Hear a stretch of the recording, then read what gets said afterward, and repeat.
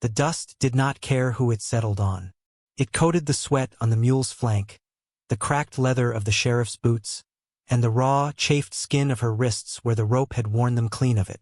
She stood lashed to the horse-hitching post in the center of what passed for a town square, a place of baked earth and wind-scoured indifference.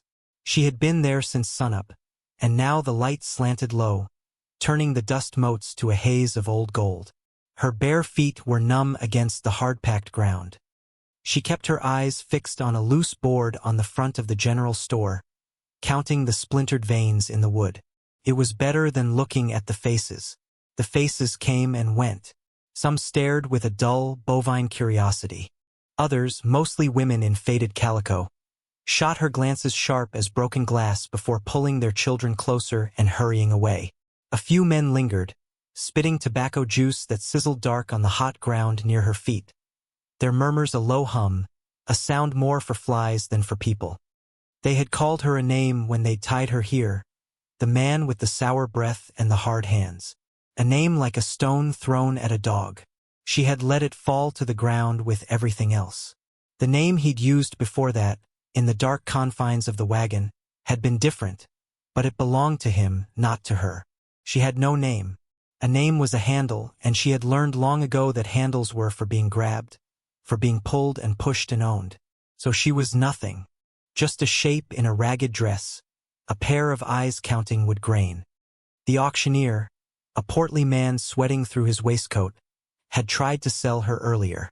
He'd spoken of strong teeth for her age and a good back for work. He'd peeled back her lip to show the crowd, his thumb pressing into her gum. No one had bid. She was used goods, baggage left over from a failed venture, a man who'd lost his last dollar at a card table and left her as his stake. The winner, a rancher with eyes like 2 chips of ice, hadn't wanted her. He'd wanted the debt paid in coin. So they tied her to the post, a public problem nobody wished to solve. Now the day was ending. The crowd had thinned to a few stubborn gawkers and a pack of dusty children who had grown bored of their game of sticks and were now daring each other to get closer. The sun was a blood-orange smear behind the jagged silhouette of the mountains. A chill began to creep into the air, a false coolness that promised a truly cold night. She shivered, a small, deep tremor that ran from her feet to her jaw. A man detached himself from the shadows of the livery stable. She hadn't noticed him before, which was unusual. She noticed everyone. But he was still, a part of the building's shade, as if he'd grown there. He was tall, thin as a fence rail, and wore a dusty coat that looked to have seen more winters than he had. He moved without hurry, his boots making no sound in the thick dust. He didn't look at the remaining men or the tired sheriff leaning against a porch post.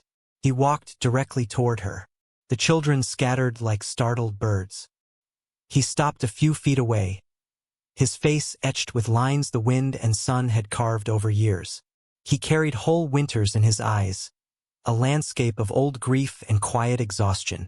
He wasn't looking at her like she was a piece of meat or a curiosity. He was just looking at the rope on her wrists, at the bare, bruised state of her feet. One of the lingering men called out, his voice thick with cheap whiskey. "Ain't nothin' left to see, friend. She's spoiled." The quiet man didn't turn. His gaze remained on her. He reached into the pocket of his coat, his movements slow, deliberate.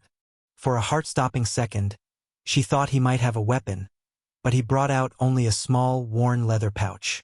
He tipped it, and a few coins fell into his palm. They didn't make much of a sound. He walked over to the sheriff, who straightened up, his interest finally piqued. The quiet man held out the coins. His voice, when it came, was low and rough like it came from under floorboards. "What's her debt?" The sheriff squinted at the coins, then at the man. "That's Corbin's business. He won her in a game from Miller. Corbin wants $50. The man didn't flinch. He just stood there, the paltry coins in his palm. He looked back at her, then at the setting sun. "I'll take her," he said. It wasn't a question or a bargain. It was a statement, flat as the plains. A laugh burst from one of the loungers. "With what? That ain't enough to buy a lame horse." The quiet man ignored him. He looked at the sheriff. "I've got a claim west of here. Good timber. I'll sign a lien for the rest." The sheriff sighed, a long, weary sound. He was tired of this whole affair. Tired of the woman on the post. Tired of the heat. Tired of Corbin's blustering. "You want to put up your land for her?" "I need a hand," the man said simply, the lie thin but serviceable. "Cheaper than hiring." The sheriff thought for a long moment, then shrugged. It was a way to be rid of the problem. He nodded toward the lounger who had left. "Go fetch Corbin. Tell him Silas Blackwood is settling Miller's debt." The name Silas Blackwood hung in the air. It meant something, at least to the sheriff. Silas turned and walked back to her. He pulled a knife from his belt, the blade clean and sharp. She flinched, a small, involuntary jerk, her first real movement in hours. He stopped, holding the knife still. He wasn't looking at her face, but at the rope. He made no move to touch her, only the bindings. With two quick, efficient motions, he sawed through the coarse rope. The fibers parted. Her hands fell to her sides, heavy and useless, blood rushing back into them with 1,000 tiny, stabbing needles. She didn't rub them. She didn't move at all. She just stood there, unbound but not yet free. The circle of dust where she had been tethered still felt like a cage. Silas Blackwood slid the knife back into its sheath. He looked at her feet again, then turned and walked away without a word. She watched him go, expecting him to mount a horse and ride off, leaving her standing there. Instead, he went to a sturdy wagon hitched near the livery, its canvas cover patched and faded. He pulled down the tailgate and laid a thick, wool blanket over a sack of flour. Then he turned and looked at her, a silent summons. The journey was a silent one. The wagon wheels groaned in the dust, a rhythmic complaint against the weight of their passage. The sun had bled out completely, leaving a sky of bruised purple and the first, sharp pinpricks of stars. He had not helped her into the wagon. He had simply waited until her numb feet had stumbled their way over and she had hauled herself up, crawling onto the blanket he'd laid out. She huddled there, a small knot of misery, the rough wool a comfort against her thin dress. He drove the mules with a steady hand, his shoulders a dark shape against the dwindling light. He never looked back at her. The silence between them wasn't empty. It was heavy, filled with the things a man like him didn't say and a woman like her couldn't. Hours passed. The town's faint glow vanished behind them, and they were swallowed by a vast, open darkness. The wind turned mean, carrying a sharp chill that cut through her worn cotton. She pulled the edges of the blanket tighter, the smell of wool and dust filling her senses. Once he stopped the mules. She heard the slosh of water from a canteen. He appeared at the back of the wagon, a silhouette against the stars. He held out the metal canteen. She stared at it, then at him. His face was lost in shadow. She slowly reached out, her fingers clumsy and stiff, and took it. The water was cool and tasted of metal and earth. It was the first true kindness she had known in so long it felt like a betrayal of the numbness she had so carefully cultivated. She drank, then handed it back. He took it and disappeared again to the driver's seat. The wagon lurched forward. They arrived near dawn. The gray light revealed a small cabin nestled in a shallow valley, looking as though it had grown out of the earth itself. It was made of dark, weathered logs with a stone chimney and a sagging porch. A few skeletal-looking fences marked off a barren patch of garden and a corral holding nothing but dust. A single, stark grave, marked with a simple wooden cross, stood on a low hill overlooking the cabin. The place felt more like a memory than a home. It was isolated, lonely, and worn down to its bones. Suited him. He led the mules to the corral, and she slid stiffly from the wagon. Every muscle screamed in protest. He didn't speak, but moved with the economy of long habit, unhitching the animals, giving them water. She stood uncertainly by the cabin door, a stray thing that had followed him home. He finally finished with the mules and came toward her. He pushed the heavy plank door open. It swung inward with a low groan, revealing a single, dark room. "There's a cot in the corner," he said, his voice rusty from disuse. He gestured with his chin. It's yours. I don't lock doors. And with that, he walked past her, down to a small stream that trickled nearby, leaving her on the threshold of this new, uncertain life. She stepped inside. The air was cool and smelled of wood smoke, dust, and something else. A faint, lingering scent of lavender and regret. The room was sparse. A stone hearth, a rough-hewn table with 2 chairs, and a narrow bed against the far wall. In the corner he'd indicated was a small cot, neatly made with a clean but frayed blanket. This was the contract, then, unspoken.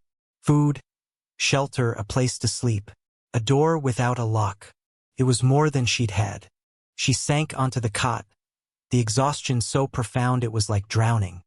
The days fell into a rhythm, marked not by words but by work. The sun rose and Silas was gone, out mending the long stretches of fence that clawed their way up the hillsides. She would wake to the silence of the empty cabin. At first, she did nothing, just sat on the cot, listening to the house settle and the wind whisper around the eaves. She was waiting for the other shoe to drop, for the anger, for the demands. But none came. On the 3rd day, a strange restlessness took hold of her. She found a worn broom by the hearth and swept the floor, the rhythmic scrape and swish a comfort. She scrubbed the table with a rag and water from the bucket he kept filled. She found a small stash of flour, salt, and dried beans. She built up the fire from the embers he left banked in the hearth and put a pot of beans on to simmer. When he returned at dusk, caked in dirt and weariness, he stopped in the doorway. He looked at the clean-swept floor, the pot bubbling on the fire. His face was unreadable, a mask of stone and shadow. He said nothing. He simply washed his hands and face in the basin by the door and sat at the table. She ladled the beans into 2 bowls and set one before him. They ate in silence. The only sounds were the scrape of spoons against wood and the crackle of the fire. This became their routine. He worked the land. She worked the house. He never told her what to do, and she never asked. She found a rhythm in the chores. She learned the creak of every floorboard, the way the late afternoon sun lit the dust motes dancing in the air. She discovered a small, neglected patch of herbs near the stream and began to crush them into the food, adding hints of sage and thyme. One afternoon, while gathering kindling, she found a cluster of hardy, purple wildflowers growing in the shelter of a rock. On impulse, she picked them. She carried them back not to the cabin, but to the lone grave on the hill. She hesitated, feeling like a trespasser. But the grave looked so lonely. She knelt and tucked the stems of the small, resilient flowers into the dry earth at the base of the wooden cross. The name carved into it was simple, Martha. When Silas came back that evening, he didn't come straight to the cabin. She watched from the doorway as he stopped by the grave. He stood there for a long time, looking down at the splash of purple against the graying wood. When he finally came inside, his silence felt different. Less empty, more full. A week later, a cold snap hit. The wind howled down from the mountains, rattling the cabin's single window. She shivered in her thin dress, huddling closer to the fire. Silas watched her from his chair, his brow furrowed. He got up, went to a large wooden chest at the foot of his bed, and lifted the lid. The scent of cedar and disuse filled the small room. He pulled out a heavy shawl of dark wool, finely woven but softened with age. He held it out to her. "Martha's," he said, just the one word. She took it. The wool was warm, carrying a ghost of his wife's presence and the solid reality of his care. She wrapped it around her shoulders. It was like a shield. The quiet between them began to change. It was no longer a space of caution, but one of comfortable, shared existence. They were 2 solitary creatures who had learned to occupy the same orbit without collision. One evening, she tried her hand at baking bread. The result was a small, dense loaf that was hard as a rock. She set it on the table between them with a sigh of frustration. Silas picked it up, tested its weight in his hand, and knocked it against the wood. It made a solid thump. A flicker of something, almost a smile, touched the corner of his mouth. That loaf died in vain, he said, his voice a low rumble. She looked up, startled. It's a little dry. You didn't complain about mine, he countered, gesturing to the hardtack he usually ate. It was the closest they had come to a joke. A small, green shoot of normalcy pushing up through the hard ground of their lives. The nightmares started a month into her stay. They came without warning, dragging her back to the smell of whiskey and stale sweat, the feeling of rough hands and splintered wood against her back. She would wake with a choked gasp, her heart hammering against her ribs like a trapped bird. She would lie on her cot, trembling, staring into the darkness until the fear subsided, clutching the wool shawl around her. One night, it was worse than usual. A sound escaped her, a thin, raw cry. In the darkness, she heard movement, the scrape of a chair. His low voice cut through the black. "You all right?" She couldn't answer. She was curled into a tight ball, her teeth clenched to stop their chattering. He lit a small lamp, the flame chasing the worst of the shadows into the corners. He didn't come near her cot. He just sat at the table, his presence a quiet, steady anchor in the terrifying dark. He sat there until her trembling eased, until the rhythm of her breathing slowed. "Don't lock me in," she whispered finally, the words tearing from her throat. It was the first thing she had asked for, the first piece of her past she had offered up. He looked over at her, his face carved by the low lamplight. "I told you," he said, his voice softer than she had ever heard it. "I don't lock doors," he paused, then asked the question again, the one he hadn't repeated since that first day. "What's your name?" She was silent for a long time. The fire popped and hissed. "I don't have one," she finally said, her voice thin as a thread. He nodded slowly, as if this made all the sense in the world. He didn't push. He just sat with her in the lamplight until the gray hint of dawn appeared at the window. The first sign of trouble came with the changing leaves. A rider appeared on the ridge one afternoon, a dark silhouette against a sky the color of a fading bruise. He sat on his horse for a long time, just watching the cabin, before turning and disappearing back the way he came. A knot of ice formed in her stomach. It was a feeling she knew well, the feeling of being watched, of being hunted. Silas had seen him too. When he came in that evening, his jaw was set in a hard line.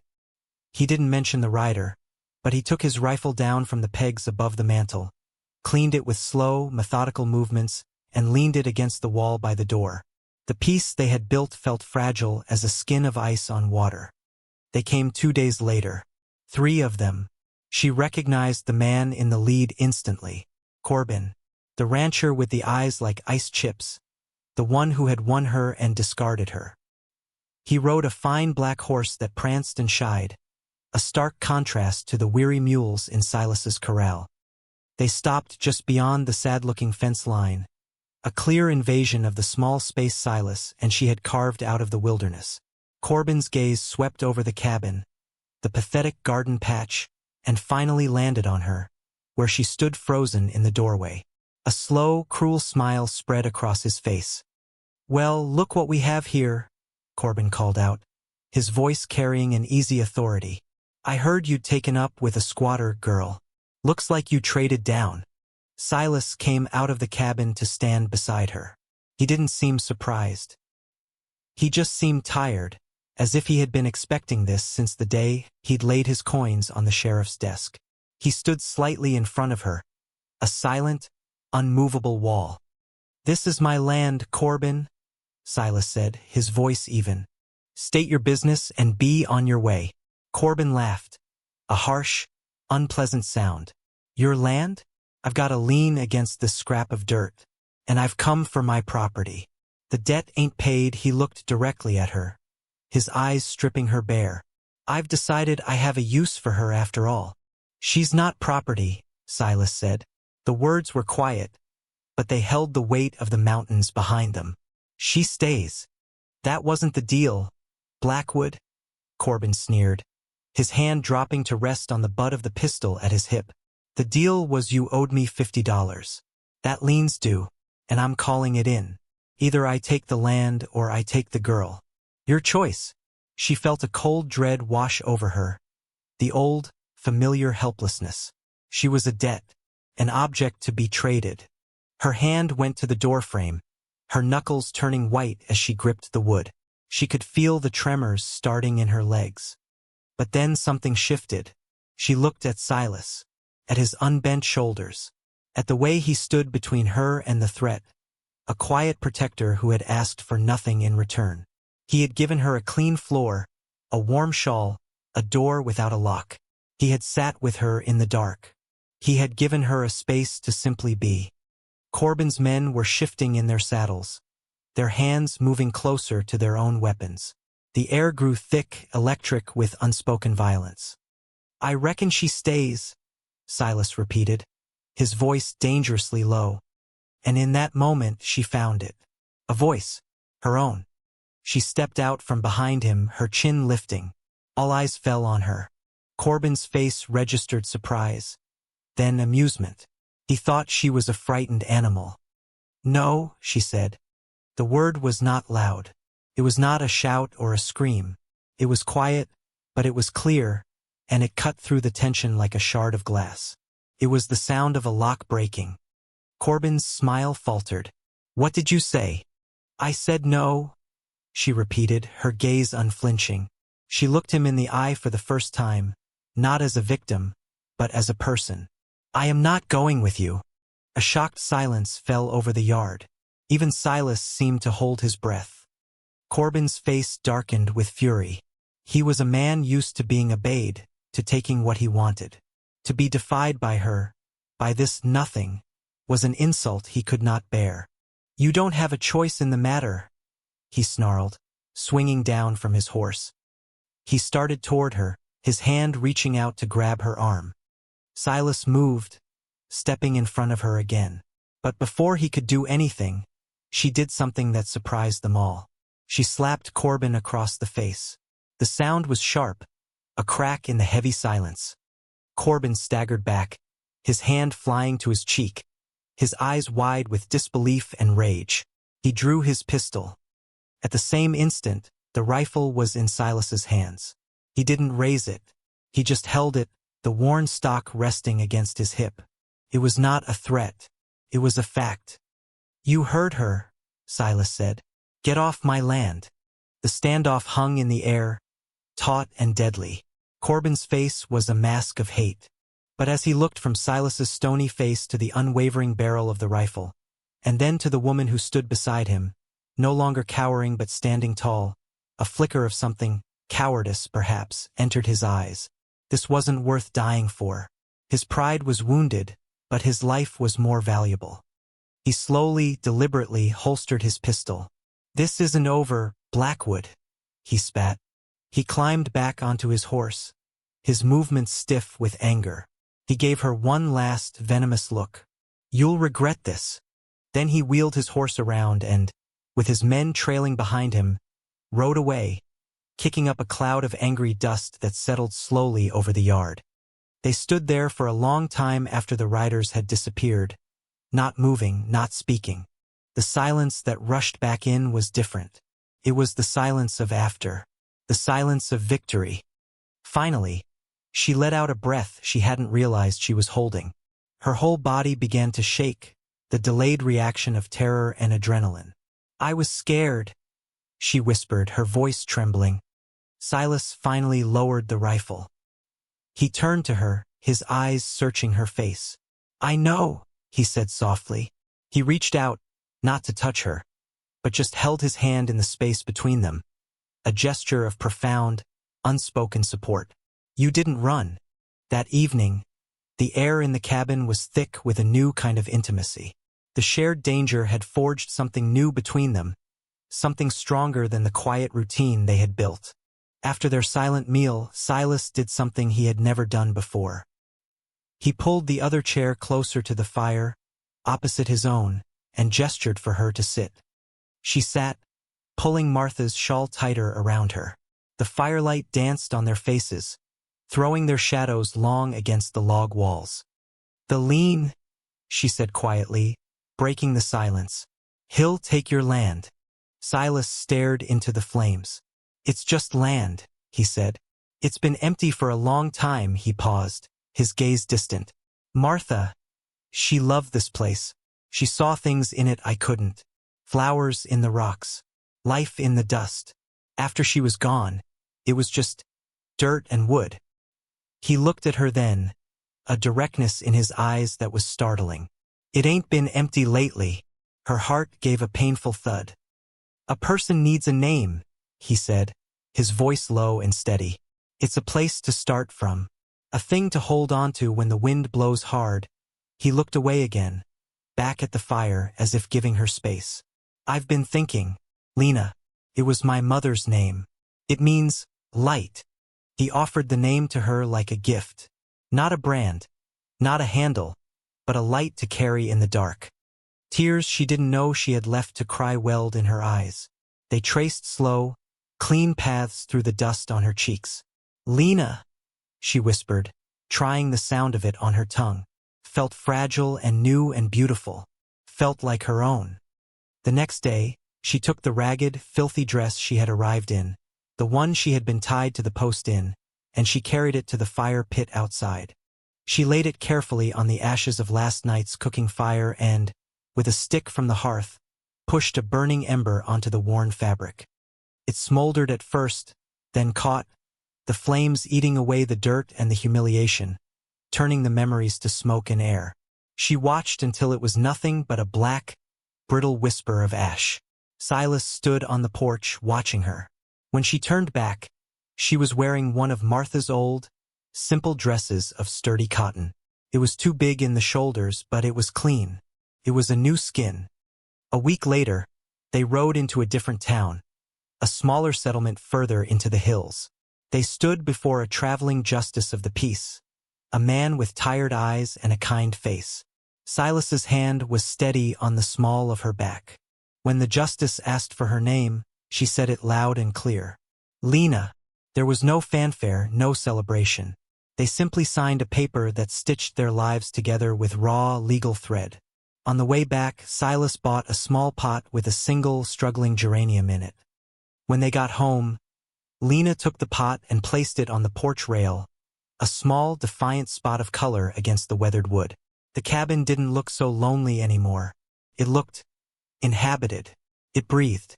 That evening, they sat on the porch, watching the sun set. The silence between them was no longer a space to be navigated, but a place to rest. A home. The wind blew, but for the first time in a very long time, she did not feel cold. She felt the solid presence of the man beside her, and the gentle weight of her own name, and knew she was standing on solid ground.